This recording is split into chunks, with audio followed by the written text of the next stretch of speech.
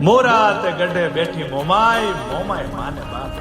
કહેવાય છે કે સૌરાષ્ટ્રમાં જાડેજાઓ રહેતા હતા, જેમને અંદરો અંદર મતભેદ થતા કેટલાક કુટુંબો કચ્છ તરફ ચાલી નીકળ્યા. રસ્તામાં વિશાળ રણ આવતા તેઓ તરસે ટળવળવા લાગ્યા અને કુળદેવીમાં મોમાઈને યાદ કરવા લાગ્યા. માડી 16 વર્ષની કન્યાનું સ્વરૂપ લઈ હાંડડી પર સવાર થઈને આવ્યા અને તેઓને મીઠું અમૃત જેવું પાણી પાયું. કહ્યું કે મારી સાંઢડીના પગલે પગલે ચાલ્યા આવજો.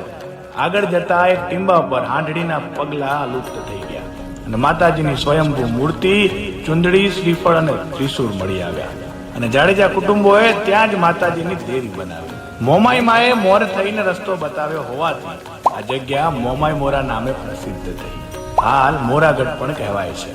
મોમાઈ મા પર રબારી, ભરવાડ, જાડેજા, કારડિયા, રજપૂત, વાઢેર, પટેલ તેમજ અન્ય સમાજો અનન્ય શ્રદ્ધા ધરાવે છે અને માતાજી ઘણાના કુળદેવી પણ છે. આપ પણ ક્યારેક આવજો મારી મોરાગઢ વાળી મોમાઈના દર્શન. જય મોમાઈ.